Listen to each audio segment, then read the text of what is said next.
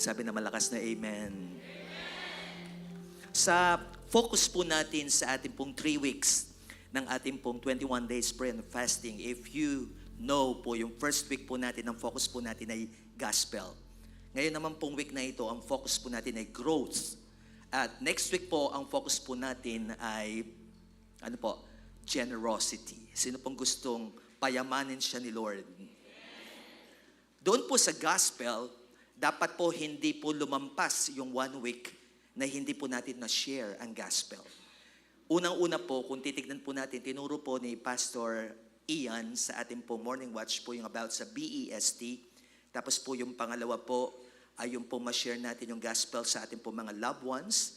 Tapos po sa mga campuses, saan pa po, sa mga business establishments, pati po sa media. Gusto po natin yung media, yung pong entertainment, ay magkaroon din po ng gospel na kung saan po ma-born again yung po mga pinapanood natin, yung mga tinatangkilik po natin sa ating pong social media. Gusto po ba niyong ma-born again yung mga artista, yung po mga vloggers, yung po gano'n, para kapag po sila ay nagsishare, ay salita ng Panginoon ang ibabahagi po nila. At ngayon po, kaya ang ating pong pinag-usapan po ngayon is about equipping and empowerment because we need to grow. Sino pong gustong mag-grow, magtaas ng kamay? Huwag niyo pong hayaan na lampasan po tayo ng 21 days na wala pong nag-grow po sa atin.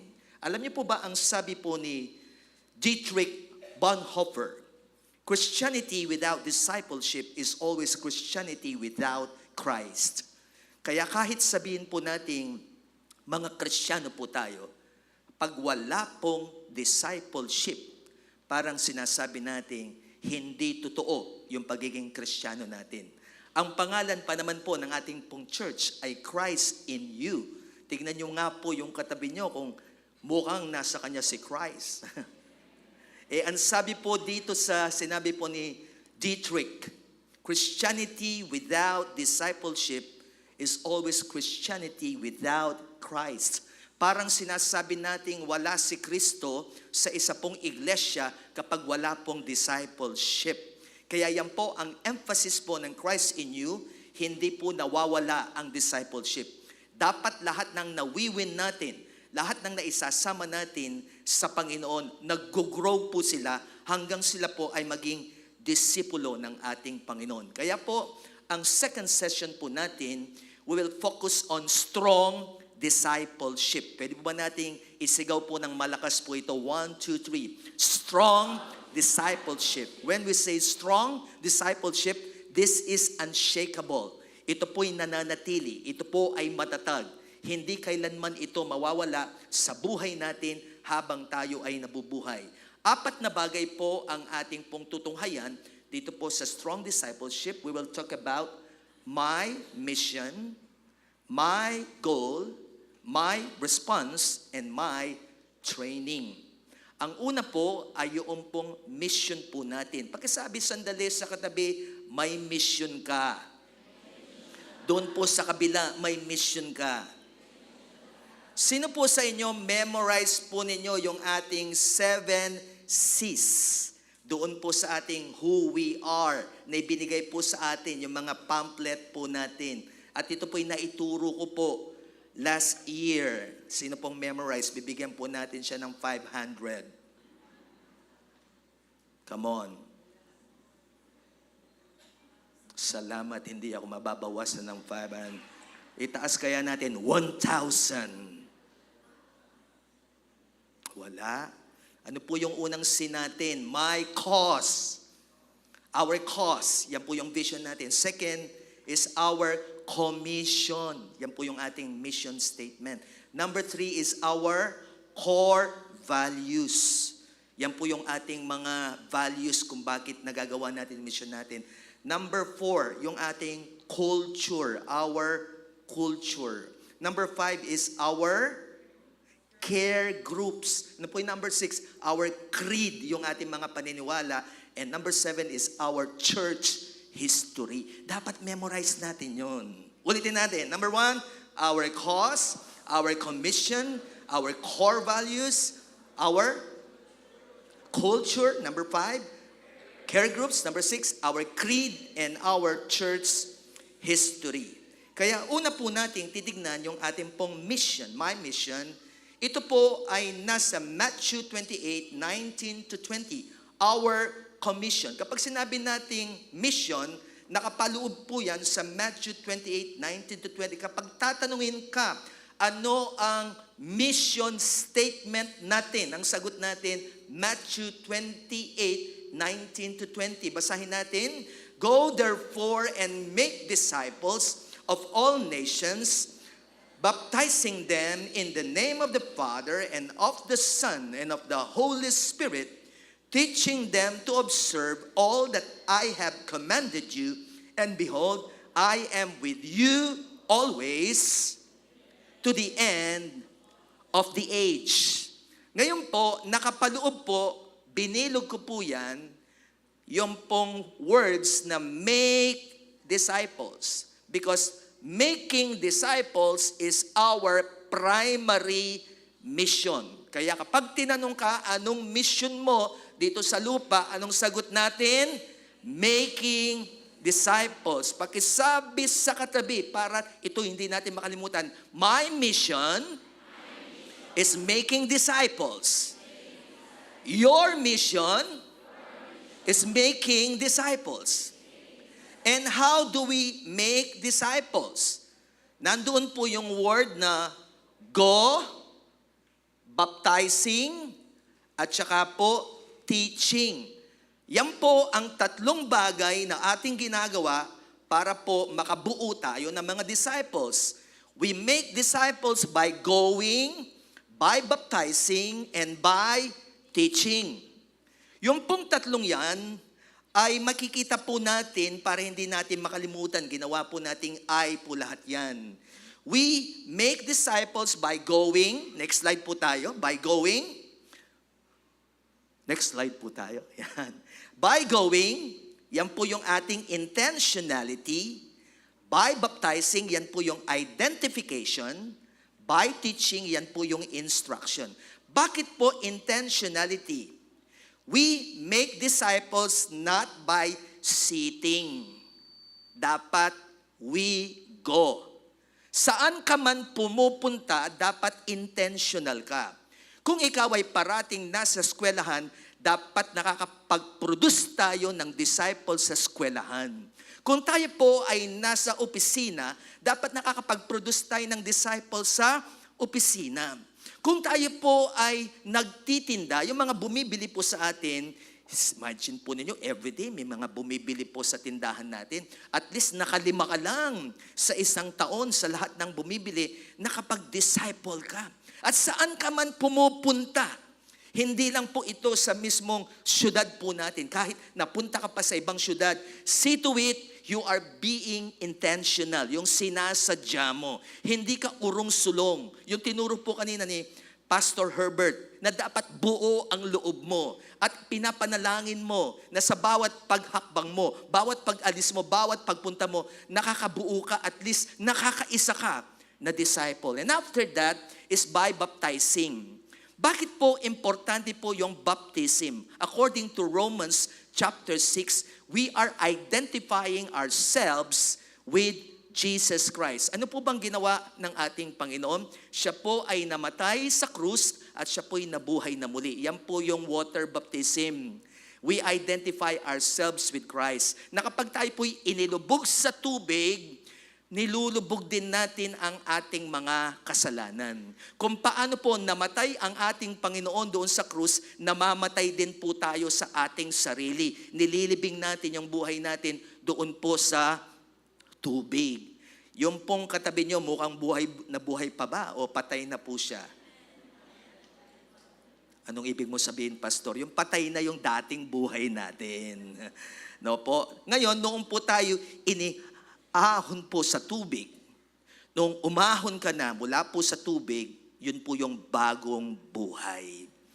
Yung resurrected life ng ating Panginoon, tayo naman po ay nagkaroon tayo ng bagong buhay. Kaya yung katabi mo ngayon, identified kay Jesus po yan. If any man be in Christ, he is a new creation. Kaya yung katabi mo, binago na po ng Panginoon yan. Yung dating buhay niya, namatay na po yan, inilibing na doon po sa tubig. We are identified. Then, bakit po kailangan tayong magkaroon ng water baptism? Hindi naman po tayo maliligtas sa water baptism. Ito po kasi ay public declaration sa maraming tao na tayo po'y umalis na sa ating lumang pagkatao at gusto na nating maging disipulo ng Panginoon. Public declaration, yung pinapakita mo sa maraming tao. Sino po dito ang may mga asawa na? Magtas ng kamay. Suot po ba ninyo ang sing-sing ninyo? Pakisabi sa kanya, hindi ka na binata. Hindi ka na dalaga. Dapat kung may asawa ka, suot mo ang sing-sing mo. Kasi po, public declaration po ang sing-sing. Kapag po ako'y nagkakasal, I always emphasize that. Why do we wear ring? Yung ating wedding ring. Alam niyo po ba kung bakit? Dinideclare, isang reason, dinideclare natin sa marami, hindi na ako binata, hindi na ako dalaga, may sing-sing na ako, wedding ring. Yung pong mga engaged na babae, magtas ng kamay, engaged na to be married, at meron na rin kayong engagement ring. Isuot din po ninyo yan na sinasabi nyo, engaged na ako wag yun na akong ligawan. Meron po kasing iba kapag nasa ibang bansa, nagiging binata. Inaalis yung sing-sing nila. Total, wala namang nakakakilala sa akin. Kapag po public declaration, ipaalam mo. Kasi hindi ka naman nakitang nagpakasal. Kaya, pastor, tumaba na ako.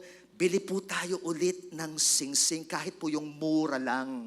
Para lang po i-declare natin na tayo po ay may asawa na. 33 years ko na pong suot ang sing-sing na ito. Minsan ko lang po inalis ito noong pong pinalinis namin dahil magto-25 po kami ni Pastora at that time. Kahit ako po'y nasa CR, ako po ay naglilinis, di ko po inaalis po yan. Salamat naman po, hanggang ngayon ay kasya ko pa rin. Hindi po lumaki yung aking daliri, bagamat lumaki ang aking katawan. Kayo po ba'y nandyan pa? Ngayon po, kapag ikaw ay nagpa-water baptize at yung po mga disciples natin ay nagpa-water baptize, pinapahayag sa marami, public declaration, na ako'y magbabagong buhay na. Na inilibing ko na sa tubig ang aking dating buhay at handa na ako, no turning back, na ako'y magiging tagasunod ng Panginoon. Kaya kung titingnan natin sa Book of Acts, lahat ng naging ligtas, tumanggap sa Panginoon, sila po'y binabautismuhan sa tubig para po sabihin ng sino mang nagpapabautismo na mula ngayon, ako na'y totoong disipulo na ng Panginoon. Hindi ka ililigtas ng tubig. Ito lang po'y kapahayagan sa marami na sumusunod tayo sa mga panukala ng Panginoon. Pangatlo po ay yung pong instruction, sapagkat kung talagang disciple ka, ikaw ay magpapaturo. Hindi ka takot sa instruction. Gustong-gusto mo yung tinuturuan ka. Gustong-gusto mo yung tinitrain ka. Gustong-gusto mong nakikinig ng salita ng Panginoon. Hindi ka totoong disciple kung ayaw mong nag-a-attend. Kung ayaw mong nakikinig ng salita ng Panginoon. Kung hindi ka nagbabasa ng Bible. Kung hindi ka nagkakaroon ng desire for the Word of God. Ibig sabihin yan, baka hindi ka totoong na born again. Ano po sabi ng 1 Peter chapter 2 verse 2? Desire the sincere milk of the Word of God. As newborn baby, ang sabi po doon, yung baby Christian, desire the sincere milk of the Word of God. Yung pong ipinanganak na sanggol, bakit po siya umiiyak? Wah! Wah! Wah! Kasi gusto niya ng gatas. Normal po sa bagong silang na siya po ay hihingi ng gatas. At kapag po nilagay mo na yung gatas, di ba? Ganoon po yung sanggol. Kaya po, ang bagong born again, kapag inilagay mo ang salita ng Lord sa kanya, Ganon din siya. Deta pong aliwa, po tamakiramdam da, tidurande. Salamat na lang yung katabi mo, gising na gising ngayon. Kasi uhaw ka ng salita ng Panginoon.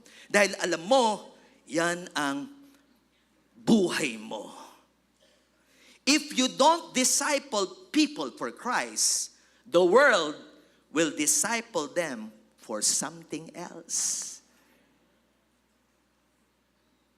Pag hindi daw natin dinidisipulo ang mga tao, may ibang magdidisipulo sa manalangin. Pakisabi sa katabi, dapat talaga mag-disciple ka. Ako po'y nagagalak, marami tayong mga kabataan ngayon, palakpakan natin ng Panginoon. Kasi kung hindi natin i-disciple yan, saan kaya makakarating ang buhay niya? Pwede po bang tumayo yung mga kabataan natin dito? Yung talaga yung, pati yung mga maliliit na kasama. Oh, praise God, praise God. Masaya ba kayo mga anak na kayo yung nati-disciple? Thank you, Jesus. Pwede na po tayo maupo. Meron pong mga bata po dito, dati kalong-kalong ko po yan. Isa po dyan, yung dalawang anak po ni Maricar. Ayun, nandoon si Hill.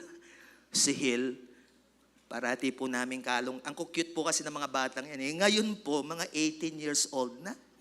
At ang maganda po dito, naglilingkod sila sa Panginoon. Nasa tamang lugar kayo, mga kabataan. Huwag kayong maiinggit sa ginagawa sa labas. Masasaya lang sila ngayon, pero yung kahahantungan nila, ang sabi ng Biblia, ay destruction. You are on the right path. Meron po tayong goal sa discipleship. 3 po ito. Number 1 is transformation. Number 2 is transition. And number 3 is transmission. Ano po yung transformation? Discipleship starts with inner transformation. 2 Corinthians 5:17. If any man be in Christ, he is a new creation. At sabi po ng Romans chapter 2 o chapter 12 verse 2. Be ye transformed by the renewing of your mind. Do not be conformed to this world. Huwag kang makibagay dito sa mundo. Bagkus magbago ka ng kaisipan. Kapag po kasi nagbago ang ating kaisipan, magbabago yung ating kabuuan, yung ating puso, yung ating ugali. Kaya nasabi po dito, discipleship starts with inner transformation. Pakitid nga ang katabi kung mukhang nagbago na talaga siya. Yung pong goal natin sa mga nadi-disciple natin, dapat magbago sila. Hanggang sila'y maging kawangis ng ating Panginoong Yesus. Oh, hallelujah. Oh, thank God. Sino pong nagpapasalamat may nagdi-disciple sa kanila? I was so much blessed. Nandito po ba si Brother Alfred? Brother Alfred, nag-testimony kanina, di ba? Sino pong na-bless? Huwag sabi na amen. Kung hindi po na-disciple si Brother Alfred, baka siya na pong nagmamay-ari ng casino, mga kapatid. Ganyan pa yung old life niya, but thank God sila po ngayon ay naglilingkod sa Panginoon doon po sa Florida Blanca. Bakit? Nagkaroon ng transformation. True disciples are not just informed, but transformed by Christ's power. Example po dito ay ang mga disciples who went from fearful men to bold witnesses. Dati po sila po'y patago-tago. Kaya nga po nung namatay ang ating Panginoon, nawala po sila eh. Takot po sila, kaya nakasara ang lahat po ng pintuan, pati po yung mga bintana, kung saan po sila nagkakatipon. Kaya yung unang dating ng Panginoon, di ba, nakapasok si Lord kahit sara po, nakasara yung mga pintuan, tsaka po yung pong mga bintana, pagpasok ni Lord. Peace be with you.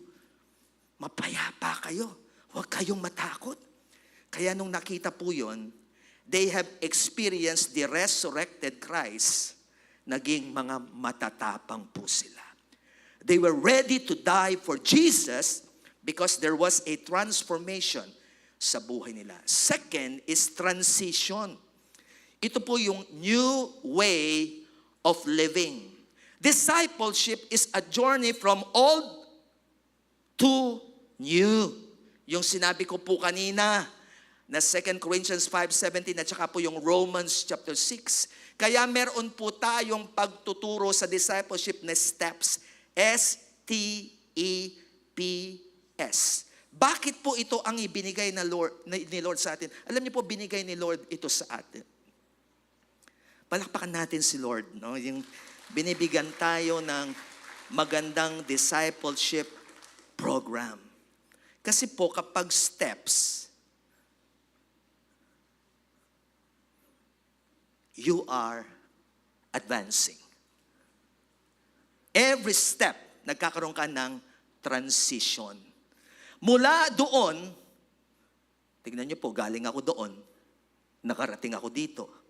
Because of steps, nagkaroon ng transition. Yung transition, mula doon, ililipat ka sa isang lugar.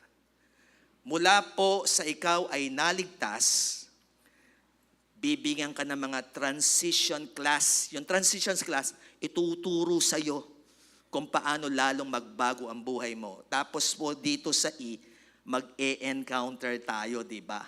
Tapos dito po sa P, ay magpo-post encounter tayo. At maganda dito po sa S, tuturuan tayong maging shepherd ng Panginoon.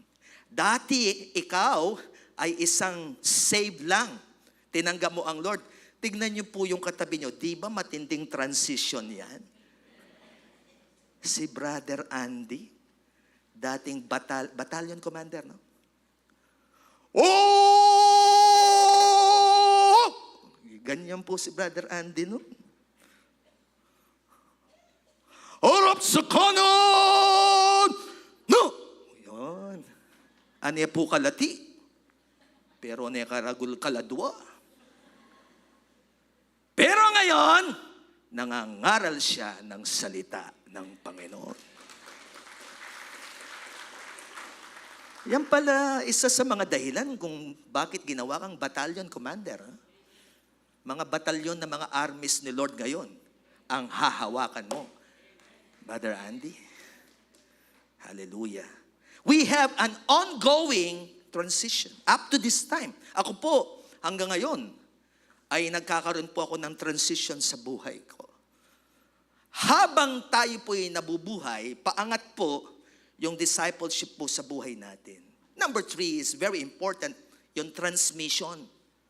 Kapag sinabing transmission, it is passing it on. You pass on, you transmit. Hindi po pwede na sa'yo lang. Discipleship doesn't end with us. We must reproduce and make more disciples. Kaya ang sabi po ng 2 Timothy chapter 2 verse 2, lahat ng itinuro ko sa iyo, ang sabi ni Pablo kay Timothy, ituro mo sa mga tapat na magtuturo rin ng iba at yung iba na yon magtuturo rin sa iba. Meron pong continuous transmission. Tignan niyo po si Bishop. Meron po siyang Pastor William. Si Pastor William ay meron po siyang Mark. Nasaan si Mark? Nasa ka, Mark?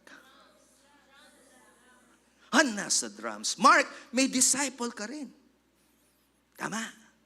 At yung mga disciple mo, tinuturuan mo ngayon na darating ang araw, magiging tagapagturo rin sila. Yan ang dahilan po na nilagay ko po dito. A true disciple is not just a learner, but a multiplier. Kaya meron po tayong shepherd's class.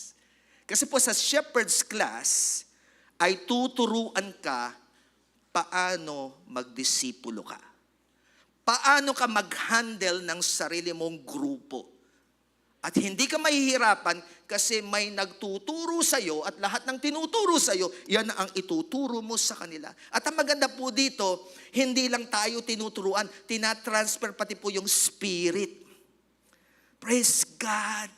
Yung pong passion ng leader mo na ta-transfer. Dati wala kang gana. Bakit ngayon gusto mong mag-pray? Kasi yung disciple maker mo, prayerful. Na-transfer yung spirit of prayer. Na-transfer yung passion. Dati kapag magsalita ka, yung disciple maker mo, grabe ko magsalita, bigla ka ngayong tumapang, iba ka nang magsalita.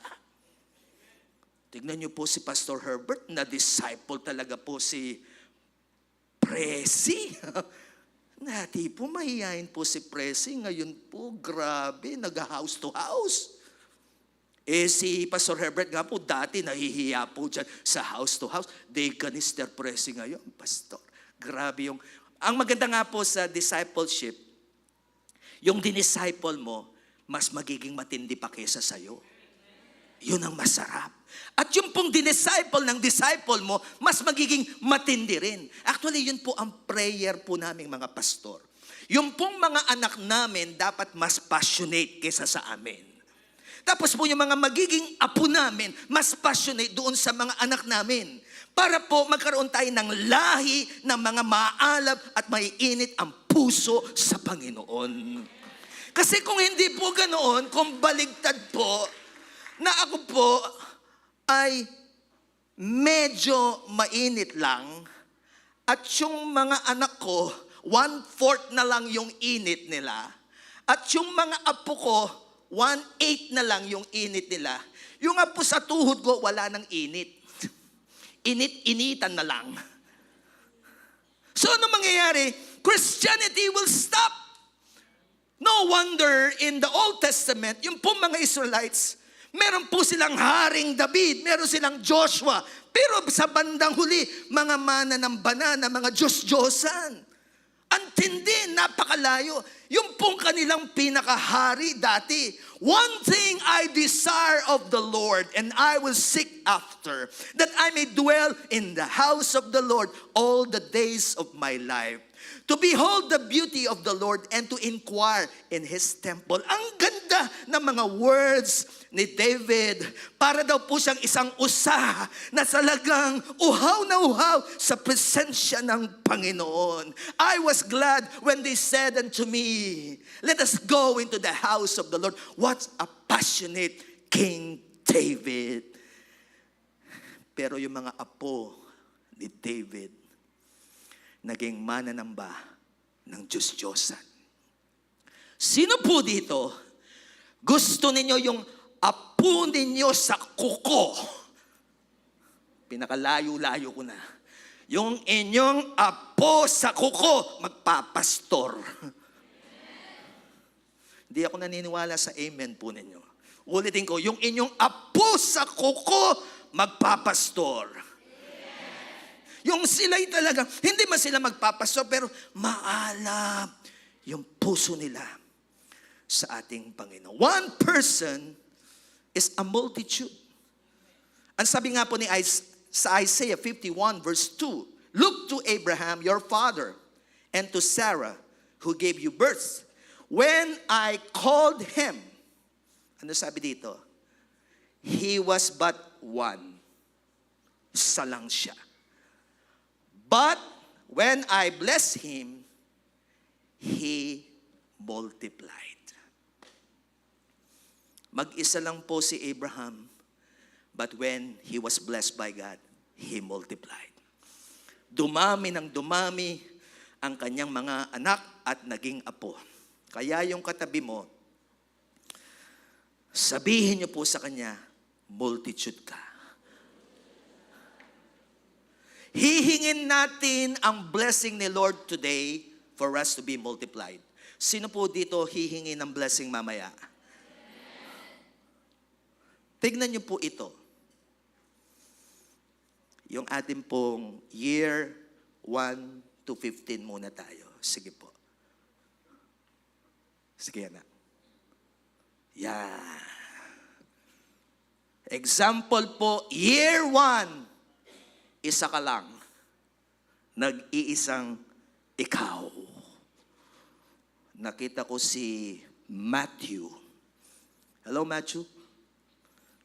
Nag-iisa di ba? Nag-iisang anak ni Lisa, si Matthew. Ngayon po, nagkaroon ng burden si Matthew na i-share niya yung salita ng Panginoon. After a year po ito, isa. At sila po'y naging 2. Ngayon po, yung na-sharean po ni Matthew, dinisciple talaga niya, pinokus talaga niya, gusto niya na ito po'y maging matibay na kabataan. Kung ano yung nasa kanya, inilipat sa kanya. Gusto ko, mag-multiply tayo next year, sabi. Mag-share tayong pareho. So yung pong 2, naging 4. Ngayon po, ang ginawa namin, doon na sharean naming 2, 4 na tayo. Lahat ng alam namin, tinuro namin sa kanila. Yung spirito na nasa amin, gusto namin matransfer sa kanila. Gusto namin kung anong klaseng buhay meron kami, ganun din yun ang tutok discipleship. Kaya ngayon, nakuha nung 2. Sige po, next year, magiging 8 na tayo. So sila ay naging 8. Ngayon, kung every year, sino po sa inyo kaya niyong mag-share ng isang kaluluwa? Metong mo. Paalala nga sa katabi, metong mo. Actually, yung katabi mo, hindi lang isa, kaya niya. Kumisan isang pamilya Every year, metong. O sige, gawin na nating requirement ito, Pastor. Basta every year, metong. Harap sa katabi, agyumya mo. Ate Janet, agyuming metong ne. Metong. Kaya lang yung isa, see to it, magiging tunay na disciple siya. At hindi lang siya tunay na disciple, see to it, na magdi-disciple din siya. Alam niyo po, kapag seryoso po tayo dito, after 10 years, dapat po ang church nasa 512 na. After 15 years, 16,000 na. In Christ in you, 45 years na. Alam niyo po ba, sa next slide po natin, yung population po ng San Fernando ay 355,666. 355,000 dito. San Fernando pa lang yan. Dapat po noong pong 19 to 20 years pa lang ang Christ in you, na-saturate na niya ang buong San Fernando. Kung talagang serious sa discipleship ang bawat isa po sa atin. Alam niyo po ba ang population ng Pilipinas po ngayon? 115 million. 559. Nasaan po yun? Dito po yun. Dapat pala noong nag-29 years tayo, ang buong Pilipinas na saturate na natin. Ano po ang population ng buong mundo ngayon? 8.2 billion. Next slide po tayo. 8.2 billion. Lampas pa nga po, 8.5. In 34 years, kung magiging seryoso ang lahat ng Kristiyano sa buong mundo, we can saturate the whole world in 34 years. Kayo po ba'y nandyan pa? Our response in discipleship. Gagamitin natin yung ilang senses natin. Yung ating ear, tenga, yung ating heart, at yung ating hand. Unang-una po in response is our ear. Ang sabi po ng John 10:27, "My sheep hear my voice, and I know them, and they follow me." A disciple recognizes and responds to the voice of Jesus. This means prioritizing God's word, prayer, and the Holy Spirit's guidance over worldly influence. Thank God for this 21 days prayer and fasting. Meron pong nabibuild sa atin ngayon. Ano yun? Yung hearing the voice of God. Huwag niyo pong hayaang malampasan po tayo ng 21 days na hindi po na-build sa atin yun. Dahil sa pagbabasa natin ng Bible, sa kakapray, sa kakarinig ng mga pangangaral ng maraming manggagawa, ay nag-grow po tayo sa pakikinig sa Panginoon. At ganun din po yung mga disciple natin, they will learn how to listen to God's voice and listen to you as the leader whom the Lord is using for their growth. Second is the heart. Ang sabi po ng John 21 verse 15, when they had finished breakfast, Jesus said to Simon Peter, "Simon, son of John, do you love me more than this?" He said to him, "Yes, Lord, you know that I love you." He said to him, "Feed my lambs. Feed my sheep." 3 beses po ito. Kaya nilagay ko po dito, love is the foundation of discipleship.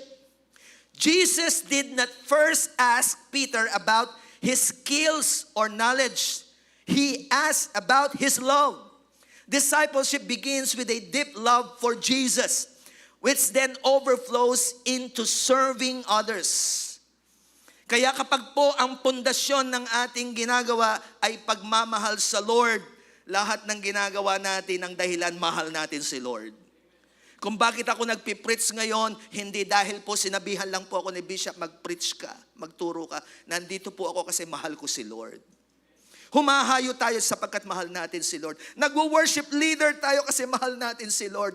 Dinidisciple natin yung mga members kahit po mahirap dahil mahal natin si Lord. Kaya yun ang unang tanong. Is your discipleship motivated by love for Christ or just a duty? Pangatlo po is the hand. Ang sabi po ng Psalm 78 verse 72, "And David shepherded them with integrity of heart, with skillful hands he led them." David led with skillful hands, meaning he didn't just have good intentions. He also had the ability to lead well. Dapat po marunong din po tayo, kaya kailangan po ng training. Hindi lang natin mahal si Lord, pero hindi naman natin alam ang ating gagawin. Kapag po tayo nagpapagawa ng bahay, sino pong hinahanap nating magtatrabaho? Skilled, yung marunong. Amen? Ay, alam niyo po, kukwento ko lang po yung experience po naming mag-asawa. Pinapagawa po namin at that time yung aming pong comfort room. Hindi po nakarating po yung aming karpintero nilagnat. Meron pong dumaan po na dati ko pong kapitbahay. Sabi niya, "Pastor, nakita kasi niya may semento, meron pong kahoy, may gamit eh. Bakit may gamit ka? Meron ka bang ipapagawa?" Oo, sabi ko, ipapagawa namin yung aming comfort room, kaya lang hindi nakarating yung karpintero, nilagnat. Pwede nga ako na lang yung gumawa. Para naman matulungan mo ko kasi wala akong trabaho ngayon. Ganun ba? Siyempre kilala ko siya. At para naman po magkapera siya for the family, pinagawa ko po sa kanya. Okay? To make the long story short, yung pong pintuan ng comfort room, dapat po papasok. Ito po'y palabas. Ay, grabe. Baligtad po yung amba. Kaya ang ginawa niya, binasag niya ulit at binaligtad. Noon naman pong nabaligtad na, sumasayad naman yung pintuan. So, alam niyo po kung anong ginawa niya para po hindi sumayad? Imbis na po inalis po niya yung pintuan, inalis po yung bisagra, lumuhod po siya at nilagari po niya ng gano'n. Nakakita ka na ba ng karpintero? Gano'n. Alam niyo po, hindi ko na po siya pinatawag. Baka nakikinig siya ngayon. Bakit? Walang skill. Pero meron siyang good intentions. Gusto niyang tumulong, gusto niyang magtrabaho, gusto niyang magkapera. Kaya lang hindi siya marunong. Kaya pakisabi sa katabi, puro sabi sa katabi to, mag-training ka. Para alam natin kung ano ang gagawin natin. Hindi mo alam paano mag-share ng gospel? Sabihin mo sa pastor mo, gusto ko po, I have a good intention. I want to share the gospel. Please train me. What will I teach? What will I do?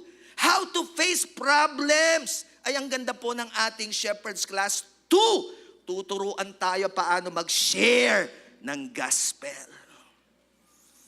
Paano ba mag-lead ng care group, pastor? Gusto ko nang mag-care group. Di ko lang alam. Alam niyo po, yung mga iba, kaya takot, hindi alam ang gagawin. Ngayong umagang ito, wawasakin natin yung takot. Kasi mula ngayon, magpipray tayo at magpapatrain tayo. Yan ang importansya po ng equipping and training. Palakpakan natin ang Lord doon. Making disciples requires practical skills such as teaching, mentoring, serving, and leading by example.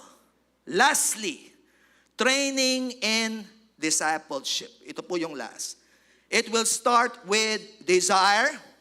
Second is decision. And third is delight. Tignan po natin ang example of desire and decision. Dito po sa Luke chapter 9 verse 57, maganda po sa Tagalog po. Samantalang sila'y naglalakad, may isang lalaking lumapit at nagsabi kay Jesus, susunod po ako sa inyo kahit saan kayo pumunta. What a desire. Di ba? Susunod po ako saan ka man pupunta. Pang ng tindi ng desire niya. Kaya lang ang sabi ni Lord, may lungga ang mga asong gubat at may pugad ang mga ibon, ngunit ang anak ng tao ay wala man lamang mahimlayan. Susunod ka pa. Ay, alamang bale, alamang blessing, alamang pamasay, alaman natang labkip. Ala. Kasi, yung nga po mismong nagdi-disciple, wala siyang matulugan, ikaw pa. So, decision. May desire pero magdesisyon ka. Susunod. Next slide. At sinabi naman niya sa isa, sumunod ka sa akin. Kasi nandun sila grupo sila. Ngunit sumagot ito, Panginoon, hayaan lang po muna ninyong maipalibing ko ang aking ama. Sinabi ni Jesus sa kanya, hayaan mo na ang mga patay ang maglibing sa kanilang mga patay. Nanuya ito. Yung mga paano ililibing ng patay, ang kapwa patay, patay siya. Yung pong patay dito, yung patay yung kanilang spiritual life. Yun naman pong isang patay, patay sa physical. Tapos sabi dito, ngunit humayo ka at ipahayag mo ang karya ng Diyos. Anong decision mo? Dito po, pinapakita yung priority. Kapag magtuturo kasi si Lord, kung minsan po, hindi mo naiintindihan sa una. Pero pinapatunayan lang dito yung importante yung decision mo. Priority yun. Lastly pong verses natin. May isa namang nagsabi sa kanya, sunod-sunod po ito, susunod po ako sa inyo, Panginoon. May desire ba? Ngunit, hayaan ninyong magpaalam muna ako sa aking pamilya. At ganito naman ang tugon ni Jesus, sino mang nagsimulang mag-araro, ngunit panay ang lingon, ay hindi karapat-dapat sa kaharian ng Diyos. Nakakita na po ba kayong nag-aaralo?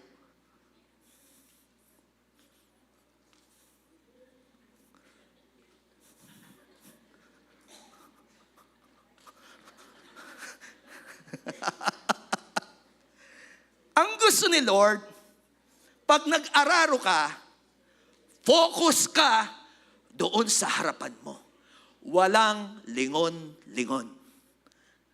Hindi po pwede yung sumunod ka kay Lord. Ay, sandali. Meron akong dapat gawin. Hop! Sandali. Anong mangyayari sa'yo? Kaya meron pong Kristiyanong pagod sa sobrang lingon. Hindi nakakarating sa patutunguhan, napagod pa. Buti na lang yung katabi mo, hindi mukhang pagod. Bakit di tayo mukhang pagod? Pag sumusunod ka kay Lord, the Lord will empower you.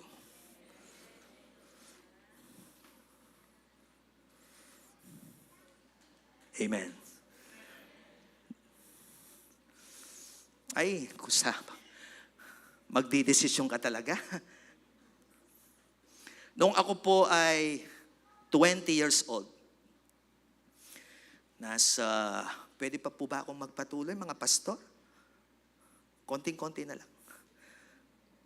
Yung first outreach po namin ni Pastora ay doon po sa San Nicolas. Harapan po yan ng Campo Libas. Puro pala barilan po doon. Kasi po mga sundalo, yung ibang nakatira doon. Habang ako po'y nagtuturo doon sa isang bahay, tinuturo ko pa naman po ay patungkol sa paano mag-open in prayer, paano mag-lead, paano tumayo. Yan, man. Excited ako. Biglang, bang! Alam niyo po, nakita ko yung pintuan, tumagos po yung bala. Napaluhod kami lahat at biglang, hura ba si Karabos? Napay-speak in tongues po kami. Naalala mo yun? Di? Anong gagawin mo? Diyos ko po, mamamatay na yata ako dito. Pero alam niyo po, yun ang nagpatapang sa amin. Kung dito mo kami dinadala, Panginoon, mag-e-enjoy po kami dito. Yung po kasi yung number 3, delight. Alam niyo po ang ibig sabihin ng delight? Nag-e-enjoy ka. Sa training ng discipleship, it will start with a desire. Then you need to decide, doon po kasi sa decision, masusubok ka talaga. Meron pa pong instance, ako po'y nagpipreach, ang lakas ng loob ko, nakatrompa po kami. Yan po ang mga speaker natin doon eh. Andun yung mga trompa. Nadinig ka sa buong bayan. Nagpipreach pa naman ako patungkol sa pangangalunya. Tapang-tapang ko. Lahat ng mga mangangalunya pupunta ng impyerno. Sabi ko, tapang. 20 years old. Yung pala mga taga roon, maraming nangangalunya.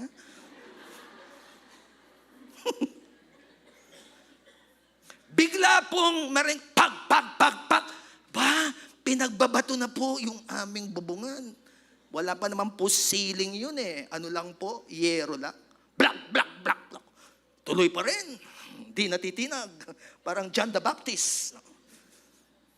Pagkatapos, doon po sa sulok, ay meron po akong nakita walang damit. Tapos, titingin ng gano'n. Tapos, tignan ako. Pagkatapos po ng gawain, may lumapit po sa akin. One of the young people at ang sabi, Pastor, ingat po kayo. Sinabi po sa akin, tatambangan po kayo doon sa kanto. Yung Abarocoso family, alam nyo yon, mga pastor? Abarocoso. Bawat hakbang ko, hindi ko po kasama si pastora noon eh. Bawat hakbang ko po, in Jesus' name. In Jesus. The blood of Jesus, the blood of Jesus, the blood. Nakauwi po ako sa blood of Jesus.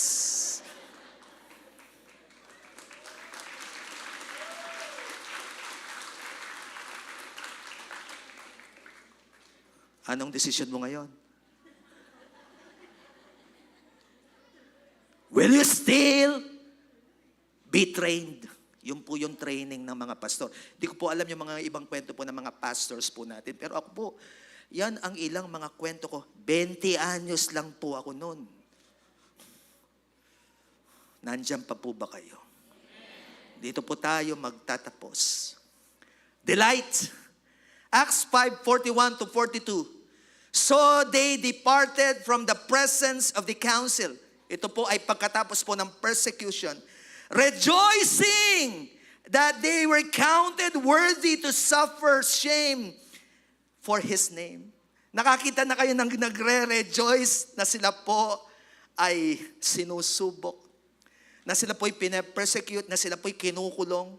Ang sabi po ng verse 42, and daily in the temple, in every house, they did not cease. They did not stop teaching and preaching Jesus as the Christ because they enjoy so much yung ginagawa nila. Romans 5:3, we rejoice too when we run into problems and trials, for we know that they help us develop endurance. Philippians chapter 4 verse 4, rejoice in the Lord always.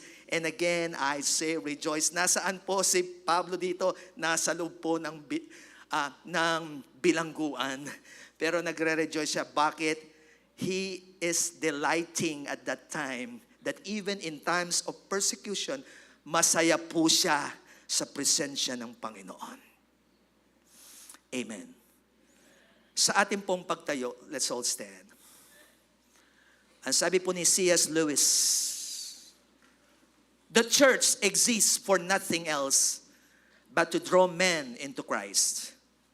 To make them little Christ. Ito po yung mga disciples.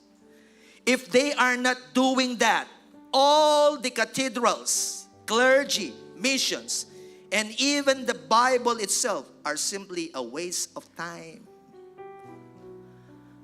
Kahit maipatayo pa natin yung ating malaking sanktuaryo, it is just a waste of time, a waste of money, if we are not producing disciples. Yan ang sabi po ni C.S. Lewis.